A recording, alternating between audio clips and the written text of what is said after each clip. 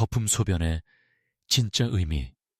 아침에 화장실에 들어서서 소변을 볼 때 컵 거품처럼 하얗게 일어나는 거품을 본 적이 있습니까? 그냥 물줄기가 새서 그런 거겠지 하며 대수롭지 않게 넘기는 분들이 많습니다. 하지만 의사로서 말씀드리면 그 작은 거품이야말로 신장이 당신에게 보내는 가장 조용한 구조 신호일 수 있습니다. 신장은 하루에도 200리터가 넘는 혈액을 걸러내며 단백질이 빠져나가지 않도록 정교하게 여과망을 작동시킵니다. 그러나 노화, 고혈압, 당뇨 혹은 잘못된 식습관으로 그 여과망이 약해지면 단백질이 소변으로 새어나가 거품이 생깁니다. 의학적으로는 단백뇨라 부르죠. 거품이 일시적일 수도 있지만 매일같이 계속된다면 단순한 일상의 흔적이 아닌 신장 기능 저하의 신호로 봐야 합니다. 한번 이런 생각을 해보십시오. 세탁기를 매일 혹사시키면 어느 날 갑자기 물이 새어나오죠. 신장도 같습니다. 평소에는 묵묵히 일하지만 한계에 다다르면 거품이라는 방식으로 그 피로를 드러냅니다. 흥미로운 점은 많은 환자분들이 건강검진에서 신장 수치가 괜찮게 나왔다고 말하면서도 거품 소변이 지속된다는 것입니다. 그 이유는 단순합니다. 신장 손상은 수치보다 먼저 증상으로 나타난다는 사실을 잘 모르기 때문이죠. 그렇다고 겁먹을 필요는 없습니다. 실제 연구에서도 신장은 회복력이 가장 강한 장기 중 하나로 알려져 있습니다. 손상된 세포가 모두 죽는 게 아니라 일정 부분은 재생되고 나머지는 보조세포가 기능을 대신합니다. 그래서 회복 루틴이 중요한 것입니다. 단 10일만이라도 제대로 된 수분 리듬과 식습관을 유지하면 신장은 놀라울 정도로 빠르게 반응합니다. 그렇다면 왜 많은 사람들이 이 신호를 무시할까요? 의학적으로 보면 거품의 원인은 단백질뿐만이 아닙니다. 요속, 요린, 벨로시티. 2. 빠르거나 세제 잔여물이 있는 병이 혹은 단순 탈수도 일시적인 거품을 유발할 수 있습니다. 바로 이 점 때문에 사람들은 별거 아니네 하고 넘어가 버리죠. 하지만 문제는 지속성입니다. 하루 이틀이 아니라 일주일 이상 혹은 아침마다 반복된다면 이는 거품이 아니라 신호입니다. 흥미롭게도 학계에서는 아직도 논쟁이 있습니다. 일부 연구자는 거품은 단백질과 무관하다. 단지 요 표면 장력 때문이라 주장하고 다른 학파는 단백질이 아니더라도 거품 지속은 신장의 미세 염증과 관련이 있다고 말합니다. 저는 후제 가깝다고 봅니다. 왜냐하면 실제로 거품 소변을 무시한 환자 중 상당수가 수개월 뒤 미세 단백뇨 진단을 받기 때문입니다. 자, 잠시 당신의 일상을 돌아보죠. 혹시 최근 들어 손발이 붓거나 이유 없는 피로감이 늘지 않았습니까? 이는 거품 소변과 함께 나타나는 전형적인 신장 피로의 징후입니다. 특히 단백질 섭취량이 많거나 약을 장기 복용하는 분들은 주의해야 합니다.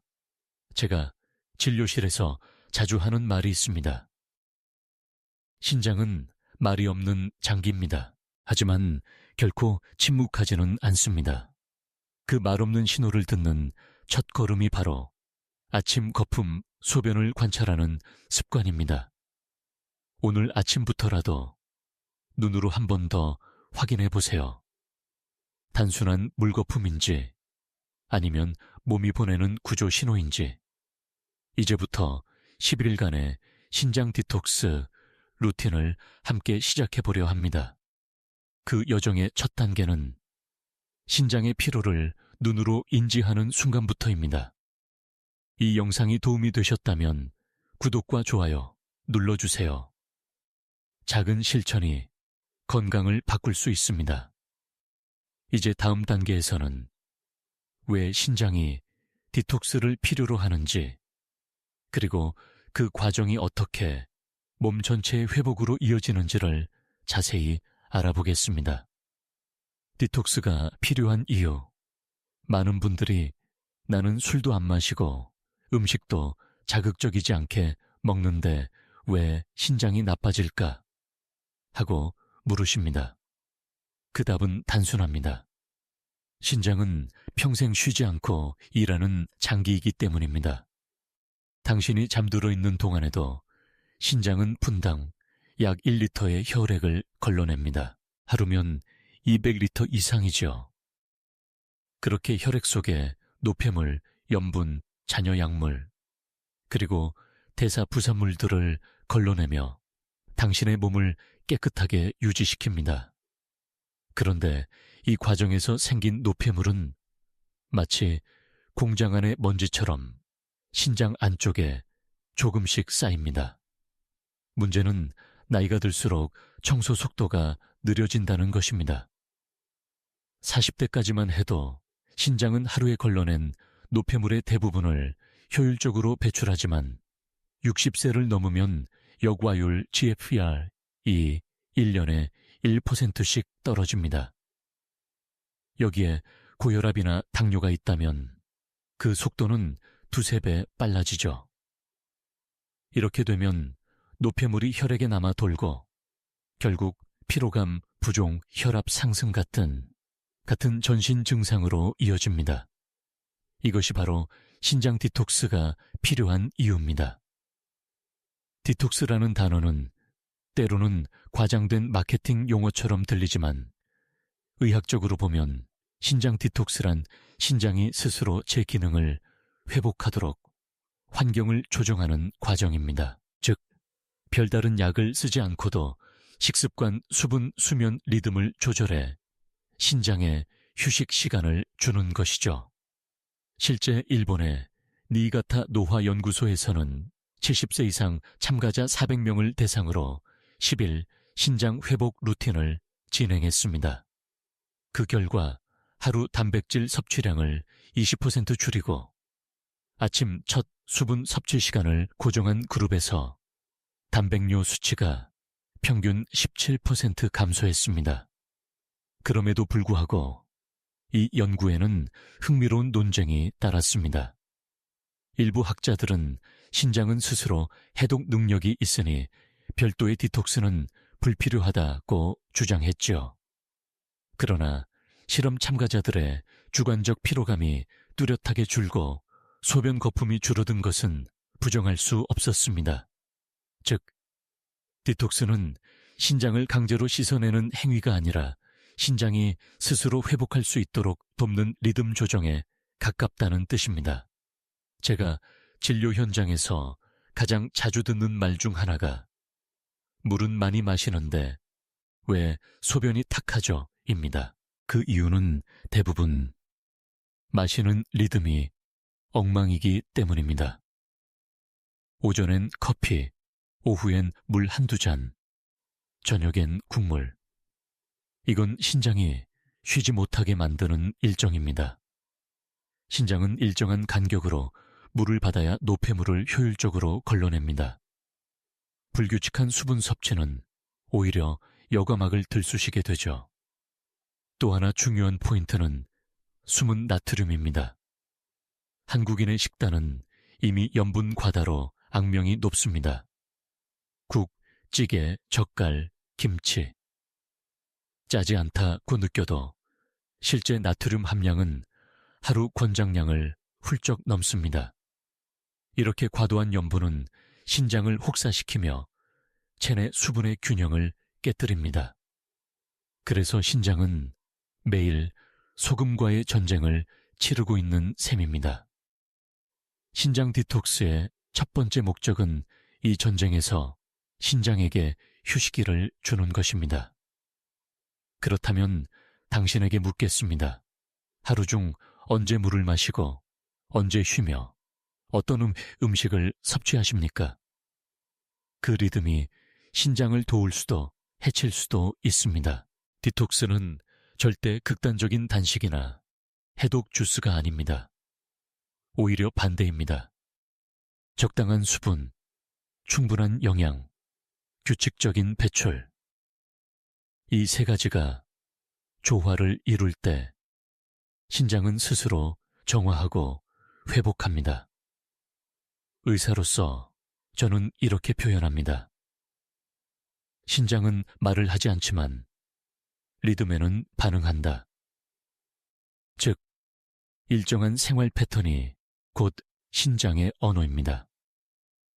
앞으로 이어질 섹션에서는 그 리듬을 바로잡는 10일 루틴의 구체적인 핵심 원리를 알려드리겠습니다. 단 10일. 하지만 그 10일이 신장의 미래를 바꿀 수 있습니다. 10일 루틴의 핵심 원리. 지금부터 이야기할 10일 신장 회복 루틴은 단순한 식단 조정이 아닙니다. 그것은 신장이 스스로 청소할 시간을 되찾아주는 생활 리듬의 재설계입니다. 신장은 하루 24시간 내내 일하지만 그 안에는 놀랍게도 회복을 위한 시간대가 존재합니다.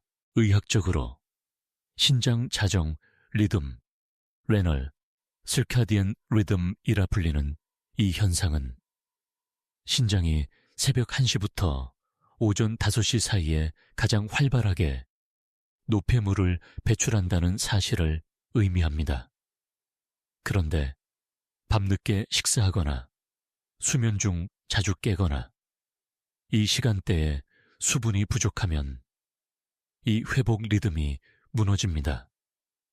즉, 당신의 신장은 매일 밤 정비 시간을 잃고 있는 셈이죠. 그래서 10일 루틴의 첫 원칙은 리듬 회복입니다.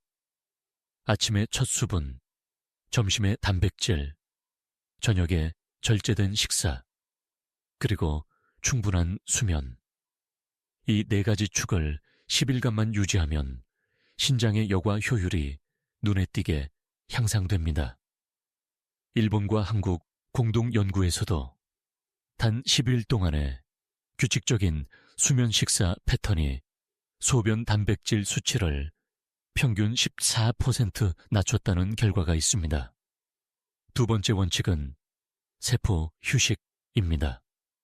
신장세포는 하루에도 수십 번씩 혈류 속의 독소를 필터링합니다. 이 과정에서 생기는 산화 스트레스, 옥시데이티브 스트레스는 세포를 빠르게 늙게 만듭니다. 이 루틴에서는 항산화 식품, 즉 비타민 C2가 풍부한 채소, 마그네슘이 많은 견과류, 폴리페놀이 풍부한 검은콩 등을 섭취해 세포 피로를 줄이는 것이 핵심입니다. 하지만 여기서 흥미로운 학문적 논쟁이 있습니다. 일부 신장 전문의들은 식습관만으로 신장을 회복시키는 것은 불가능하다고 말합니다. 그러나 최근 유럽의 신장 미세혈류 연구팀은 이렇게 반박했습니다. 신장은 스스로 회복할 수 없는 장기가 아니라 회복이 더디게 드러나는 장기다. 즉, 회복은 존재하지만 우리가 그 변화를 놓치고 있을 뿐이라는 것입니다. 실제로 제 환자 중 72세 남성 한 분은 하루 1.5리터의 물을 일정한 시간대에 나누어 마시는 습관만으로도 3달 후 소변 거품이 눈에 띄게 줄었습니다. 세 번째 원칙은 염분 리세서크입니다. 신장 디톡스의 가장 큰 적은 염분입니다. 10일 동안 국물 음식, 젓갈, 가공식품을 의식적으로 줄이고 천일염 대신 칼륨이 풍부한 채소로 맛을 내면 신장은 단숨에 가벼워집니다. 단, 칼륨 섭취가 너무 많으면 오히려 부정맥을 유발할 수 있으므로 이 루틴의 핵심은 감각을 되돌리는 것입니다. 짜지 않아도 맛있는 음식을 느끼는 미각의 회복이죠. 네 번째 원칙은 수분 타이밍입니다. 많은 분이 물을 많이 마셔야 한다는 말을 오해합니다. 중요한 건 얼마나가 아니라 언제입니다. 아침 기상 직후 오전 10시, 오후 2시, 저녁 6시. 하루 4번만 정확히 일정한 시간에 한 컵씩 마셔보세요. 신장은 일정한 간격의 수분 공급에 가장 효율적으로 반응합니다. 이것이 바로 골든 워터 타임입니다. 마지막으로 5번째 원칙은 감각의 회복입니다. 신장은 단지 혈액을 걸러내는 장기가 아니라 몸의 전체 밸런스를 감지하는 센서입니다.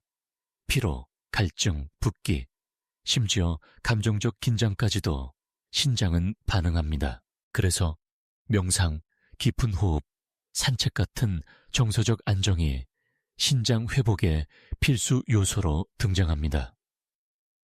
실제로 미국 메이오 클리닉 보고서에서는 하루 10분의 조용한 명상이 신장의 혈류량을 7% 증가시킨다고 밝히고 있습니다. 이 모든 원칙을 10일 동안 지속하면 신장은 서서히 본래 리듬을 되찾습니다. 놀랍게도 대부분의 참가자들은 5일째 되는 날부터 소변 거품의 양이 줄어드는 것을 느낍니다. 그것은 신장이 이제 회복 중이야 라고 말하는 첫 징표입니다.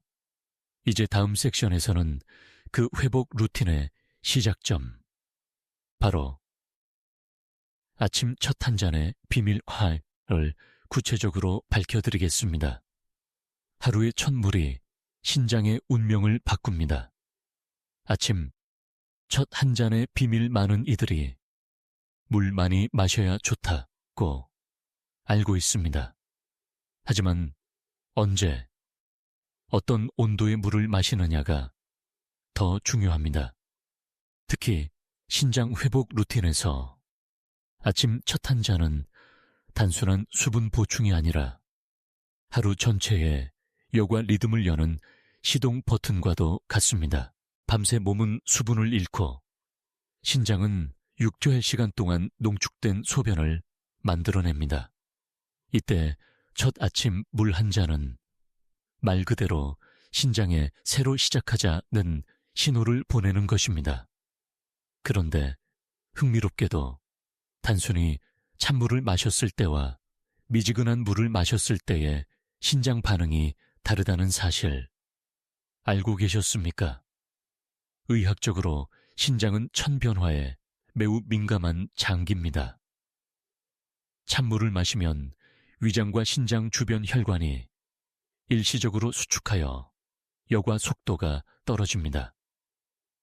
반대로 36, 40도의 미지근한 물은 혈관을 부드럽게 열어 신장으로의 혈류량을 현대 12% 증가시킵니다.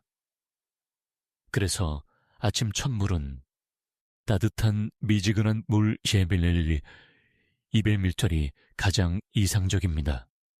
뜨겁게 든 물보다는 손으로 만졌을 때 편안한 온도, 그 정도면 충분합니다. 그 다음 중요한 요소는 속도입니다. 한꺼번에 들이켜면 위장에 부담을 주고 신장은 급수 경보처럼 반응해 급하게 배출하려 듭니다. 하지만 천천히 2세 3분에 걸쳐 한 모금씩 마시면 신장은 이를 정상 여과 시작 신호로 인식합니다. 이 작은 차이가 하루 전체의 배뇨 리듬을 바꿉니다. 저는 진료실에서 환자들에게 이렇게 말하곤 합니다. 아침 물 한 잔은 약이 아닙니다. 그러나 신장을 깨우는 약보다 강한 습관입니다. 실제로 일본 국립보건의학원 연구에 따르면 65세 이상 성인 중 아침 첫 물을 미지근하게 천천히 마신 그룹은 그렇지 않은 그룹보다 혈청 크레아틴인 수치가 평균 8% 낮았다고 합니다. 그럼 이런 질문이 따라오죠. 그럼 공복에 커피는 안 되나요? 커피나 녹차는 이뇨 성분이 있어 자칫하면 신장이 준비되기도 전에 배출을 강요합니다.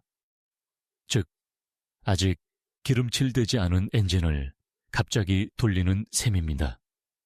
그래서 아침 첫 액체는 반드시 물이어야 하고 커피나 차는 30분 뒤가 가장 좋습니다. 또 한 가지 중요한 포인트는 자세입니다. 누운 차례로 물을 마시거나 급하게 앉은 상태에서 마시면 복압이 상승해 신장 압력이 일시적으로 올라갑니다. 반드시 허리를 곧게 세우고 천천히 숨을 내쉬며 마셔야 합니다. 이것이 신장을 위한 호흡 수분법이라고 부를 만한 습관입니다. 이쯤에서 조금 흥미로운 이야기를 드리겠습니다. 일부 전통의학 연구자들은 신장을 물의 장기로 보고 물을 마시는 타이밍이 곧 생명 에너지의 흐름을 결정한다고 말합니다. 과학적 근거는 다소 부족하지만 실제로도 현대의학의 신장 리듬 이론과 상당히 닮아 있습니다. 즉, 물을 마시는 순간은 단순한 수분 공급이 아니라 몸 전체의 신호 조정 행위인 것이죠. 당신의 아침은 어떤가요? 혹시 눈 뜨자마자 휴대폰부터 확인하거나 커피포트부터 켜지는 않으신가요? 그 몇 초의 선택이 오늘 하루 신장의 피로도를 결정합니다. 내일부터는 이렇게 해보세요. 1. 잠자리에서 일어나면 먼저 창문을 열고 심호흡 3번. 2. 손으로 온도를 느껴가며 미지근한 물 한 잔 준비. 3. 천천히 마시며 내 몸이 깨어난다는 의식적인 호흡을 합니다. 이 단순한 1분 루틴이 신장의 여과막을 부드럽게 열고 하루 종일 깨끗한 순환을 유지하게 합니다. 이것이 바로 10일 루틴의 첫 번째 실천 단계입니다. 다음 섹션에서는 신장 건강의 양날의 검, 단백질에 대해 이야기하겠습니다. 좋다고 믿었던 단백질이 어떻게 신장을 지치게 만드는지, 그리고 균형 잡힌 단백질 섭취법을 알려드리죠. 단백질 균형, 다이어트 단백질은 근육을 지키는 영양소다. 이 말은 사실입니다. 하지만 그 뒤에 숨은 함정이 있습니다. 과도한 단백질은 신장을 가장 빨리 지치게 만드는 주범이기도 하죠. 신장은 단백질 대사 후 생기는 질소 노폐물을 걸러내는 역할을 합니다. 즉, 단백질을 많이 먹을수록 신장은 더 많은 노폐물을 처리해야 합니다. 이는 마치 하루 종일 먼지를 빨아들이는 진공 청소기처럼 쉬지 않고 돌아가는 상태입니다. 그래서 단백질은 신장의 친구이자 적이 되는 양날의 검입니다. 특히 60세 이후 근육 감소증을 막기 위해 단백질 섭취를 늘리는 분들이 많습니다. 하지만 의학적으로 체중 1kg당 0.111용계의 단백질이 적정량입니다. 예를 들어 체중 60kg인 사람이라면 하루 48-60끼 충분하죠. 그런데 흔히 건강식으로 여겨지는 삶은 계란, 두부, 닭가슴살을 과도하게 섭취하면서 하루 90챈 넘기는 경우가 많습니다. 그 결과 신장은 여과량이 늘어나 피로해지고 미세 단백뇨가 생깁니다. 단백질은 근육을 지키지만 신장은 지치게 한다. 이 상반된 사실을 어떻게 조화시킬까요? 그 답은 바로 균형 단백질 다이어트입니다. 균형 단백질이란 단백질의 양보다 질을 중심으로 구성하는 식단입니다. 즉, 흰살 생선, 달걀 흰자, 두부 같은 저포스포, 단백질, 인성분이 적은 단백질 전어를 중심으로 구성하고 붉은 고기, 가공육, 단백질 보충제 같은 고부담 단백질은 줄이는 것입니다. 흥미롭게도 일본 신장학회 보고서에 따르면 붉은 고기를 매일 섭취한 그룹은 그렇지 않은 그룹보다 5년 후 신장 기능 저하 위험이 1.7배 높았습니다. 반면 식물성 단백질 중심 식단을 유지한 그룹은 여과율 감소 속도가 30% 느려졌다고 합니다. 즉, 단백질의 출처가 신장의 수명을 결정합니다. 이 주제에는 학문적 논쟁도 존재합니다. 일부 연구자들은 단백질 제한은 오히려 노인의 근감소를 악화시킨다고 경고합니다. 맞습니다. 너무 극단적으로 제한하면 오히려 체력이 떨어집니다. 그래서 중요한 건 제한이 아니라 분산 섭취입니다. 예를 들어 이렇게 해보세요. 아침엔 두부 반모, 점심엔 달걀 1개, 저녁엔 생선 1토막, 즉 한 끼마다 조금씩 분배하는 것입니다. 이렇게 하면 신장은 한 번에 많은 질소를 처리할 필요가 없고 여과막의 부담이 크게 줄어듭니다. 제가 진료하였던 74세 여성 환자 한 분은 단백질 보충제 대신 콩 두부들깨를 중심으로 바꾸고 3개월 후 놀라운 변화를 보였습니다. 소변 거품이 거의 사라졌고 부종도 줄었죠. 그녀는 단백질을 줄였는데 오히려 몸이 가벼워졌다고 말했습니다. 이것이 신장이 보내는 감사 신호입니다. 한 가지 더 기억해야 할 것은 단백질과 수분의 관계입니다. 단백질을 섭취하면 대사부산물인 요소, 우레아가 생기며 이를 배출하려면 충분한 수분이 필요합니다. 즉, 단백질 섭취량을 늘렸다면 반드시 물도 함께 늘려야 합니다. 그렇지 않으면 노폐물이 농축되어 여과막을 자극합니다. 그렇다면 단백질의 균형을 판단하는 간단한 기준은 무엇일까요? 식사 후 피로감이 있다면 단백질이 과한 신호입니다. 소변에 냄새가 강하거나 거품이 생기면 여과막이 과열된 것입니다. 반대로 힘이 없고 근육이 빠진다면 단백질이 부족한 신호입니다. 이제 당신의 하루 식단을 떠올려 보세요. 혹시 건강에 좋다며 단백질을 과신하고 있진 않나요? 단백질은 신장을 위한 칼날이 될 수도 방패가 될 수도 있습니다. 다음 섹션에서는 신장 회복을 방해하는 소금의 함정, 저염 표시를 믿고 먹다가 오히려 신장을 혹사시키는 식품의 비밀을 공개하겠습니다. 소금 함정 피하기, 나는 짜게 안 먹어요. 진료실에서 수없이 듣는 말입니다. 하지만 실제로 혈액 검사를 해보면 대부분의 환자에게서 나트륨 수치가 높게 나옵니다. 왜일까요? 그 이유는 바로 숨은 소금입니다.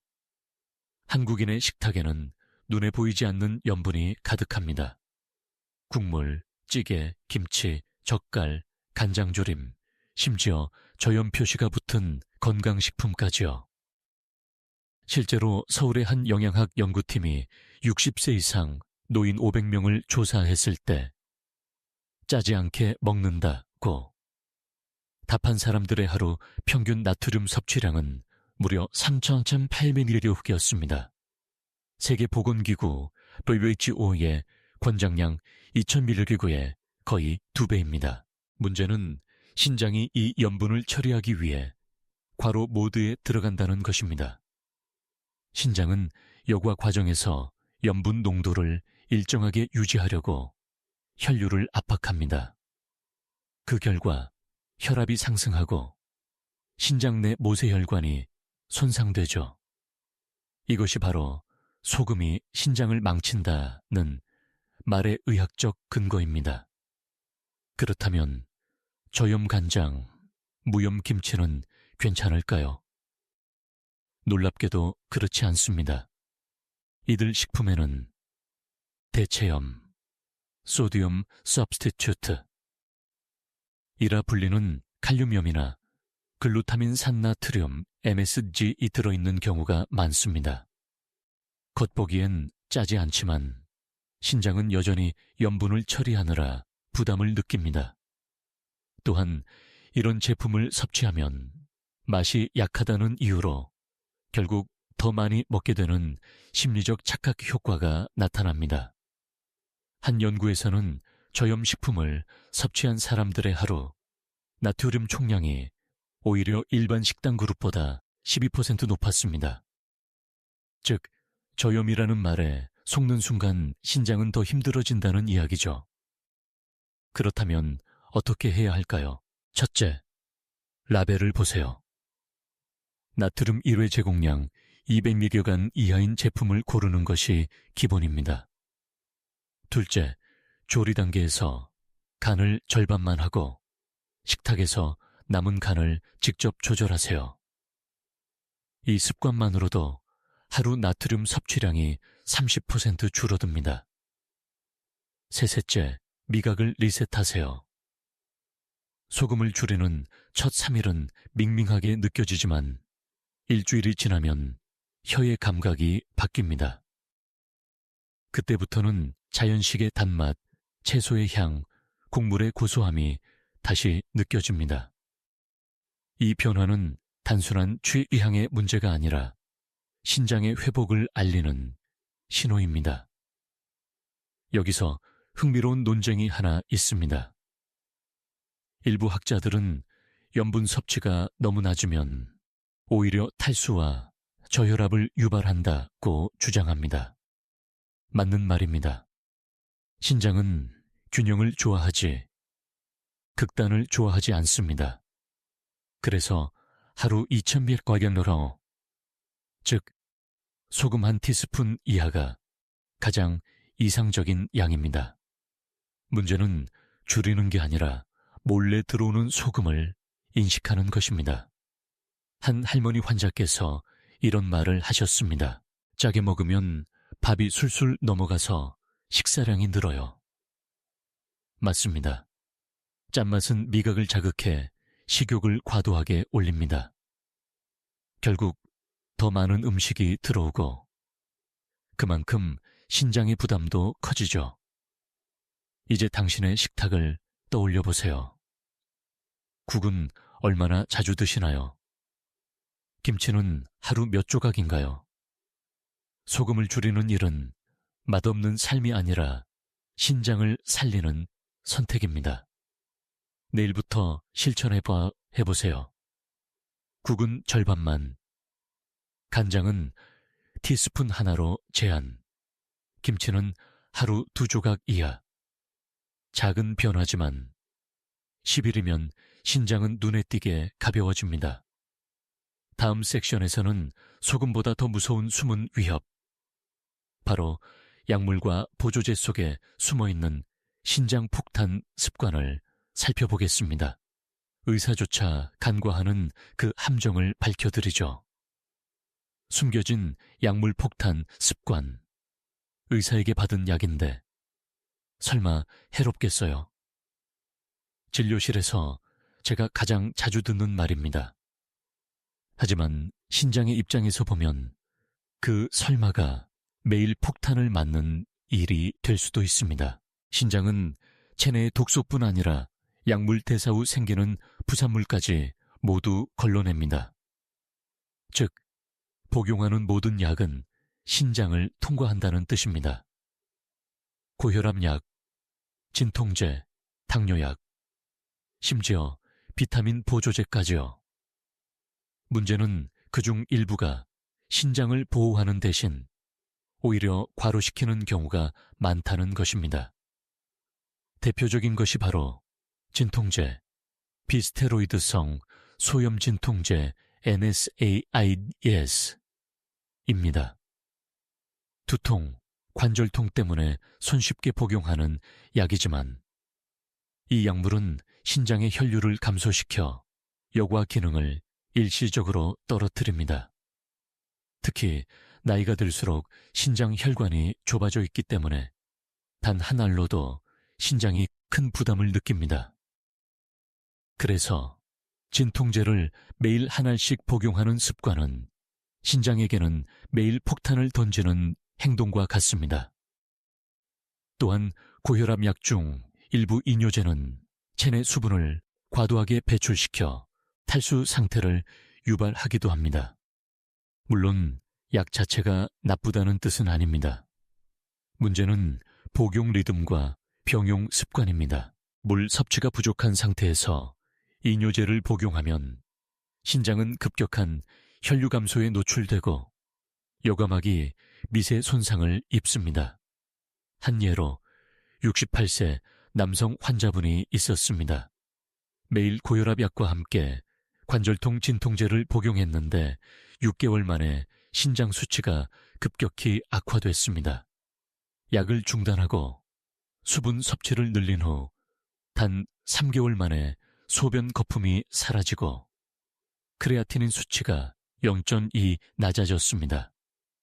그는 약을 줄였더니 오히려 몸이 가벼워졌다고 말했습니다. 흥미로운 점은 비타민과 건강보조제도 신장을 힘들게 할 수 있다는 사실입니다. 비타민C, 마그네슘, 칼슘제는 건강에 좋지만 과량 섭취하면 신장 결석을 유발할 수 있습니다. 특히 디톡스 주스나 고농축 영양제는 신장에 과도한 여과 부담을 줍니다. 즉, 좋은 영양소라도 너무 많이, 너무 자주는 독이 될 수 있다는 뜻입니다. 학계에서도 이에 대한 논쟁이 치열합니다. 일부 전문의는 약물의 효능이 부작용보다 훨씬 크다고 주장하지만 최근 유럽 신장학회는 노년층의 약물 피로, kidney drug fatigue라는 새로운 개념을 제시했습니다. 이는 단기적 부작용이 아니라 오랜 기간 복합약물 복용이 신장 회복 능력을 떨어뜨린다는 경고입니다. 그렇다면 어떻게 해야 할까요? 첫째, 필수 약과 습관적 약을 구분하세요. 의사가 꼭 필요하다고 처방한 약은 유지하되 통증이나 피로감 때문에 스스로 추가 복용하는 약은 줄이는 것이 좋습니다. 둘째, 약 복용 시 수분 리듬을 맞추세요.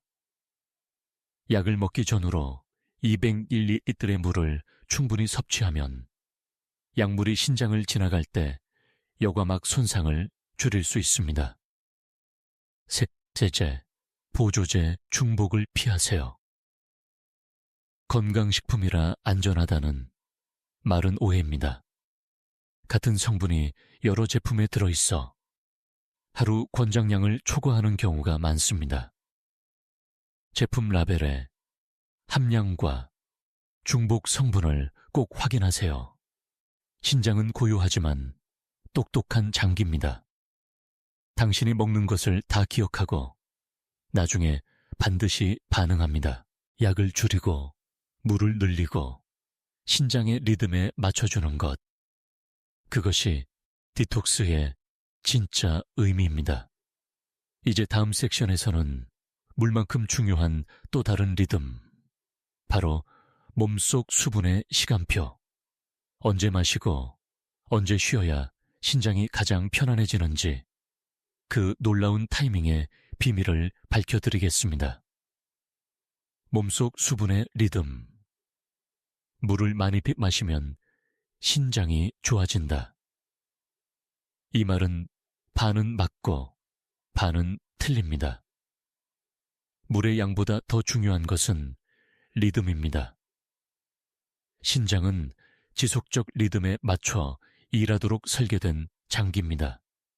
즉, 일정한 시간 간격으로 들어오는 수분에는 효율적으로 반응하지만 갑자기 몰아서 들어오는 수분에는 혼란을 느낍니다. 그래서 하루에 물 2리터를 한 번에 마신다는 것은 신장에게 포구를 내리는 행위와 같습니다. 의학적으로 신장의 역과율 GFR은 하루 중 아침 9시에서 11시, 오후 2시에서 4시 사이에 가장 활발합니다. 이 시간대는 혈류 속의 수분이 균형을 이루고 천이 안정되기 때문이죠. 따라서 신장이 가장 잘 작동하는 이 시간에 물을 공급하면 여과막이 부드럽게 열리며 노폐물 배출이 원활해집니다. 이 사실을 기반으로 한 수분 타이밍 루틴은 이렇게 구성됩니다. 일기상 직후 미지근한 물 1컵 200ml, 오전 10시 물 1컵, 신장 혈류 최적화 시간 3 오후 2시 물 1컵, 점심 후 노폐물 배출 가속 4 오후 6시 물 1컵, 저녁 식사 전체 수분 안정. 이 네 타이밍이 신장의 골든 워터 타임입니다. 놀라운 것은 이 네 번만 정확히 지켜도 하루 총 섭취량은 800ml에 불과하지만 신장 기능은 1.5리터를 마신 것과 유사한 효율을 보인다는 연구 결과가 있습니다. 즉, 물의 양보다 중요한 것은 리듬의 규칙성이라는 뜻이죠. 그렇다면 물 많이 마시기는 왜 신장을 피로하게 만들까요? 물은 결국 여과되어 배출되어야 합니다. 그 과정에서 신장은 혈류를 늘리고 여과막을 팽창시키며 삼투압을 조절합니다. 이 과정이 반복되면 미세혈관이 확장과 수축을 반복하며 염증 반응이 생깁니다. 특히 밤늦게 물을 많이 마시면 신장은 쉬지 못하고 새벽까지 여과를 계속합니다. 그 결과 아침에 얼굴이 붓고 피로감이 남는 것이죠. 실제로 독일의 한 연구팀은 수면 전 수분 섭취가 신장 부담에 어떤 영향을 미치는지를 실험했습니다. 그 결과 잠들기 1시간 전에 500ml 이상의 물을 마신 그룹은 그렇지 않은 그룹보다 다음날 여과율 회복이 20% 느렸습니다.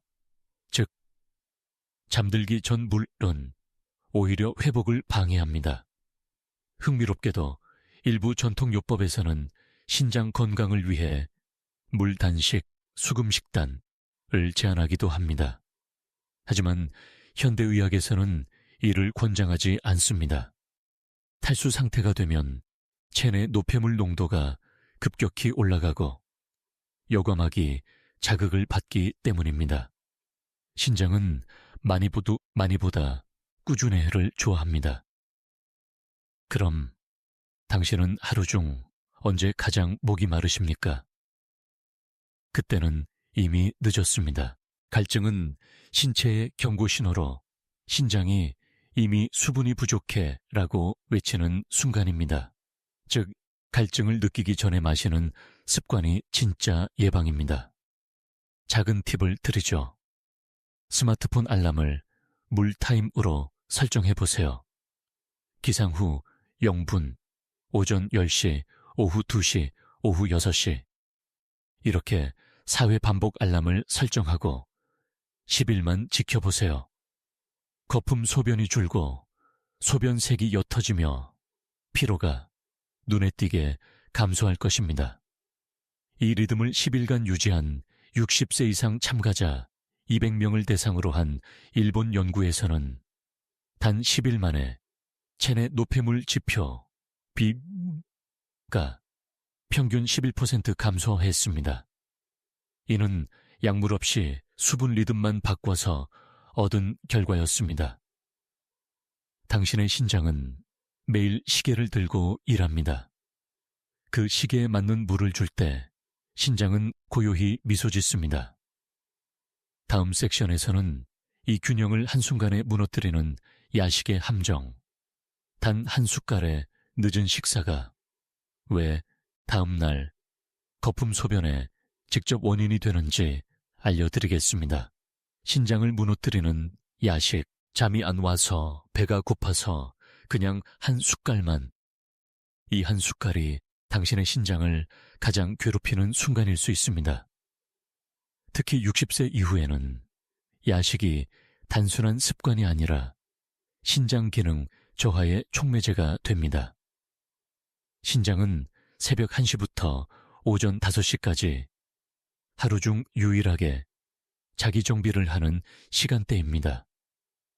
이 시기에 신장은 혈액 속의 노폐물을 걸러내고 여과막을 재생시킵니다. 그런데 잠들기 전 음식이 들어오면 신장은 여과 대신 소화 보조 역할을 해야 합니다. 즉, 본래의 회복 시간을 빼앗기는 셈이죠. 야식이 특히 위험한 이유는 단순히 음식이 늦게 들어오기 때문이 아닙니다. 밤에는 인슐린 분비가 줄고 혈류가 느려지기 때문에 음식 속 단백질과 염분이 농축된 상태로 신장에 직접 도달합니다. 그 결과 여과막은 피로해지고 다음날 아침 소변은 탁하거나 거품이 생기게 됩니다. 한 대학병원 연구에서 동일한 식단을 낮과 밤에 나눠 먹게 한 결과가 있습니다. 밤 9시 이후 섭취한 그룹은 낮에 먹은 그룹보다 소변 내 단백질 수치가 평균 18% 높게 나타났습니다. 이는 신장이 야간에 음식을 소화 배출까지 처리하느라 이중 근무를 했기 때문입니다. 그렇다면 왜 우리는 밤에 유독 음식이 당길까요? 이는 멜라토닌과 렙틴의 역전 현상 때문입니다. 밤이 되면 원래 식욕 억제 호르몬인 렙틴이 감소하고 위로부터의 신호를 담당하는 그렐린이 증가합니다. 즉, 신체는 쉬어야 할 시간임에도 불구하고 먹고 싶다고 잘못된 신호를 보내는 것입니다. 그 결과 신장은 준비되지 않은 상태에서 음식물을 처리해야 하죠. 의학계에서는 이 문제를 두고 흥미로운 논쟁이 있습니다. 일부 학자들은 야식이 신장에 직접적인 손상을 주지 않는다고 주장하지만 최근 미국 신장학회에서 발표된 대규모 추적조사 결과 밤 9시 이후 식사하는 사람의 만성 신장질환, 발병률이 1.6배 높았다는 데이터가 나왔습니다. 특히 야식 플러스 고염식 플러스 단백질 과다의 조합은 신장 독소를 폭발적으로 증가시킵니다. 그렇다면 완전히 끊어야 할까요? 꼭 그렇지는 않습니다. 신장은 무리를 싫어하지 리듬을 좋아합니다.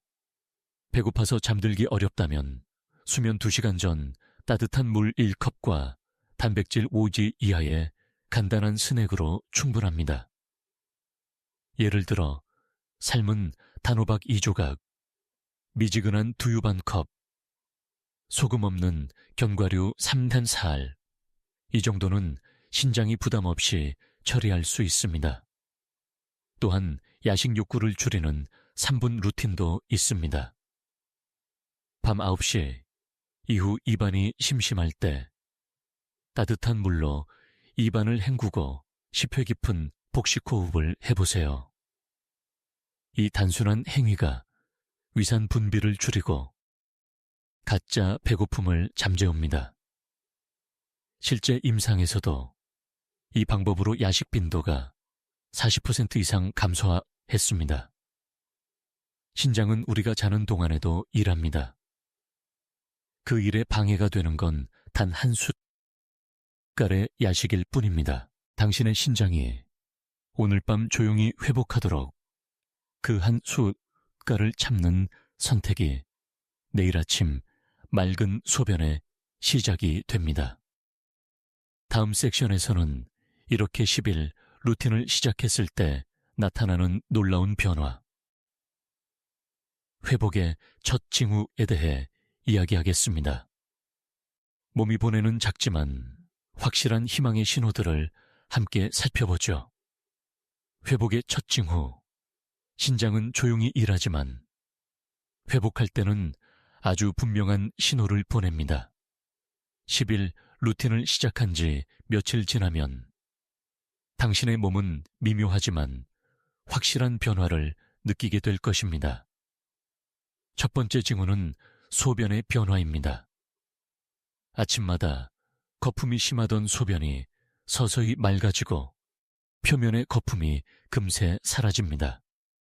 이는 단백질이 새어나가는 양이 줄어들고 신장의 여과막이 안정되기 시작했다는 의미입니다. 소변색도 탁한 노란빛에서 투명한 옅은 색으로 변합니다. 이 단순한 변화 하나가 바로 신장이 이제 숨을 쉬고 있다고 말하는 신호입니다. 두 번째는 피로감의 완화입니다. 신장이 제 기능을 회복하면 혈액 속 노폐물이 줄어들고 산소 공급이 원활해집니다. 그 결과 낮 시간에 졸음이 줄고 머리가 맑아집니다. 많은 환자들이 이렇게 말하죠. 요즘은 오후가 되어도 머리가 무겁지 않아요. 그것이 바로 신장이 몸의 균형을 되찾고 있다는 증거입니다. 세 번째 징후는 붓기의 감소입니다. 발목이나 손가락이 덜 붓고 아침에 얼굴이 가볍게 느껴집니다. 신장은 여과뿐 아니라 체내 수분의 균형을 담당하는 기관입니다. 여과막이 회복되면 몸속 불필요한 수분이 자연스럽게 빠져나가면서 혈압이 서서히 안정됩니다. 네 번째는 수면의 질 향상입니다. 신장 기능이 회복되면 혈액 속의 요독이 줄어들고 신경계의 흥분도가 낮아집니다. 그 결과 밤중에 자주 깨던 사람이 깊이 잠들 수 있게 됩니다. 한 임상 연구에서는 65세 이상 참가자 중 신장 루틴을 실천한 그룹이 수면 중 각성 횟수가 32% 감소했다고 보고했습니다. 즉 신장은 단지 여과기관이 아니라 몸 전체의 리듬을 조율하는 생체 시계이기도 합니다. 다섯 번째는 정서적 안정감입니다. 신장이 좋아지면 몸의 피로뿐 아니라 감정의 긴장도 완화됩니다. 한방에서는 신, 셴, 은, 두려움을 다스린다고 말합니다. 흥미롭게도 현대의학에서도 신장 피로와 불안 무기력감의 상관관계가 보고되고 있습니다. 실제로 70대 여성 환자 한 분은 이렇게 표현했습니다. 이상하게 마음이 편해졌어요. 예전에는 아침마다 초조했는데 요즘은 그냥 숨이 편해요. 그것이 신장이 회복될 때 나타나는 정신적 평화의 신호입니다. 물론 이 모든 변화가 단번에 나타나는 것은 아닙니다. 3, 4일째에는 피로가 일시적으로 늘거나 소변량이 변동될 수도 있습니다. 그것은 회복통입니다. 몸이 새로운 리듬에 적응하며 독소를 배출하는 과정이기 때문이죠. 이 시기를 잘 넘기면 70일 사이부터 눈에 띄는 안정이 찾아옵니다. 여기서 흥미로운 학문적 논쟁이 있습니다. 일부 의사들은 10일은 너무 짧다. 신장은 그렇게 빨리 회복되지 않는다고 말합니다. 하지만 미국의 메이오 클리닉 연구에서는 단 7일간의 수분 리듬 조정과 저염식 실천만으로도 혈중 크레아티닌이 평균 0.1.2 단위 감소했다고 발표했습니다. 즉, 신장은 생각보다 훨씬 빠르게 반응합니다. 중요한 건 완벽한 식단이 아니라 꾸준한 반복입니다. 당신의 몸이 이제 서서히 응답할 것입니다. 피로가 덜하고 소변이 맑고 수면이 깊어진다면 그건 약이 아니라 습관이 신장을 고치고 있다는 증거입니다. 다음 섹션에서는 신장 회복이 몸 전체에 미치는 더 큰 변화, 즉 혈압, 혈당, 면역력까지 안정시키는 몸이 가벼워지는 순간을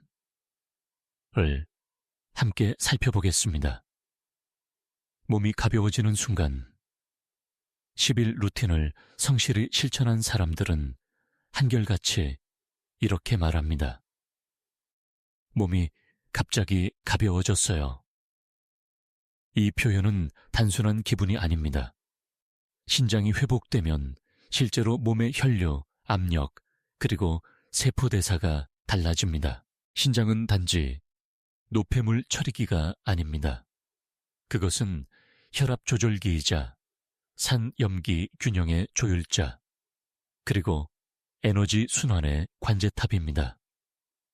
즉, 신장이 좋아지면 몸 전체의 순환이 정돈되고 그 결과 피로가 줄며 몸이 가볍게 느껴지는 것입니다. 먼저 혈압의 안정이 옵니다. 신장이 회복되면 체내 나트륨과 수분의 균형이 조절되고 그 즉시 혈압이 부드럽게 내려갑니다. 한 임상시험에서는 65세 이상 노인이 신장 친화 루틴을 2주 실천한 결과 평균 수축기 혈압이 8mmHg 감소했다고 보고됐습니다. 이는 약물 없이 신장이 자율적으로 혈류를 조정하기 시작했다는 뜻입니다. 두 번째 변화는 혈당의 안정입니다. 신장은 포도당의 일부를 재흡수하며 혈당을 유지하는 중요한 기관입니다. 따라서 신장이 피로하면 혈당이 출렁이고 피로감이 더 심해집니다. 그러나 여과막이 안정되면 포도당 조절이 자연스러워지고 식사 후에도 피로가 덜 느껴집니다. 이것이 바로 디톡스 루틴 후 몸이 덜 무겁다는 이유입니다. 세 번째 변화는 면역력의 상승입니다. 신장은 림프 순환과 밀접한 관계가 있습니다. 노폐물이 잘 배출되면 림프액의 흐름이 개선되고 백혈구 활동이 활발해집니다. 그 결과 감기나 잔병 치레가 줄고 상처 회복이 빨라집니다. 실제로 미국 NIH 실험에서는 신장 회복 루틴을 유지한 고령자 그룹이 6개월 후 면역세포 활성도가 15% 증가했다고 보고했습니다. 네 번째는 체내 염증의 감소입니다. 신장이 회복되면 요독물질이 줄어들면서 전신 염증 수치 CRP가 낮아집니다. 그 결과 관절통, 어깨 결림, 손 저림 같은 만성 염증 증상이 완화됩니다. 특히 아침 기상 후 손가락이 뻣뻣하던 사람들이 일주일 만에 손이 부드러워졌다고 느낍니다. 그건 단순한 우연이 아니라 신장이 몸의 염증 밸런스를 되찾았다는 증거입니다. 그리고 마지막 변화, 마음의 여유입니다. 신장이 회복되면 몸의 순환이 부드러워지고 뇌로 가는 혈류가 안정됩니다. 이때 신경계의 흥분도가 낮아지며 불안감이 완화됩니다. 이런 이유로 신장 회복 루틴을 실천한 노년층 환자들이 자주 하는 말이 있습니다. 별로 한 일은 없는데 그냥 기분이 좋아요. 이 감정적 평온은 생리학적으로도 설명됩니다. 신장이 안정되면 부신호르몬, 스트레스 호르몬의 분비가 줄어들기 때문이죠. 여기서 흥미로운 학문적 논의가 있습니다. 일부 학자들은 신장 회복이 단기적으로 전신 컨디션을 바꾸지는 않는다고 주장합니다. 하지만 최근 일본의 도쿄 메디컬 센터 연구는 이를 뒤집었습니다. 단 10일간의 저염균형 단백질 루틴을 실천한 고령자 그룹에서 피로도 점수가 27% 감소, 삶의 만족도 지표가 1.4배 상승했습니다. 즉, 신장은 단지 생리기관이 아니라 삶의 질을 결정짓는 기관입니다. 이제 당신의 몸이 반응하고 있습니다. 아침에 눈을 떴을 때의 가벼움, 깊은 잠, 맑은 머리, 잔잔한 마음. 이 모든 것이 신장이 되살아나고 있다는 증거입니다. 당신이 한 건 어렵고 복잡한 치료가 아닙니다. 단지 매일의 리듬을 바로잡았을 뿐입니다. 그 작은 리듬이 신장을 살리고 신장이 몸 전체를 되살립니다. 이것이 디톡스 루틴의 진짜 의미입니다.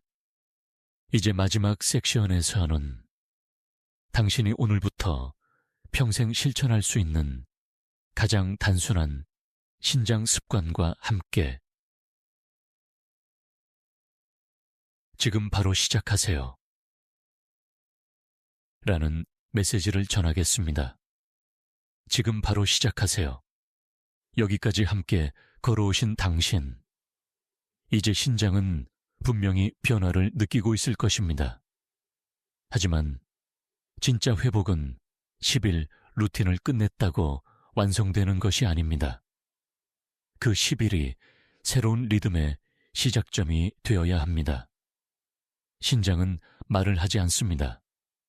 그러나 매일의 작은 선택을 다 기억합니다.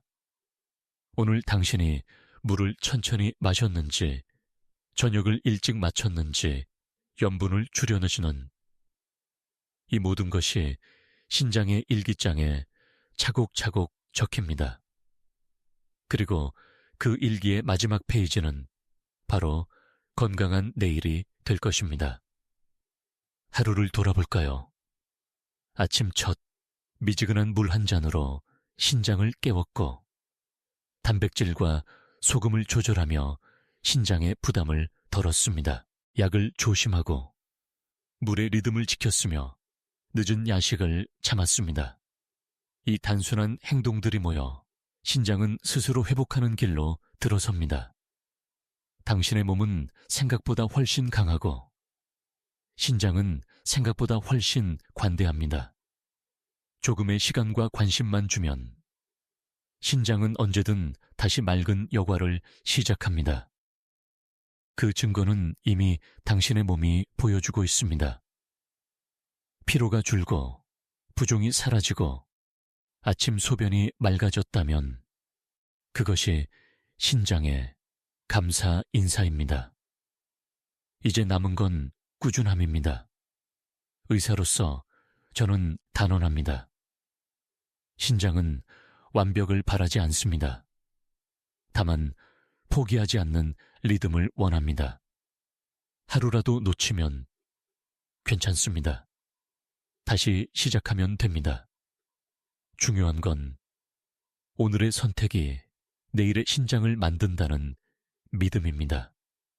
자, 눈을 감고 상상해 보세요.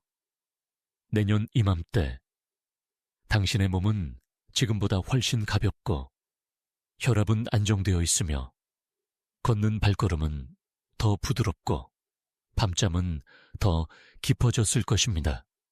거품 소변이 사라지고 하루의 피로가 줄어드는 그날, 그것은 약이 아니라 당신의 생활이 치료가 된 결과입니다. 이 영상의 여정을 통해 제가 바랐던 것은 단 하나입니다. 당신이 신장의 신호를 두려워하지 않고 그 신호를 회복의 시작점으로 받아들이는 것. 이 영상이 도움이 되셨다면 구독과 좋아요 눌러주세요. 작은 실천이 건강을 바꿀 수 있습니다. 신장은 오늘도 묵묵히 일하고 있습니다.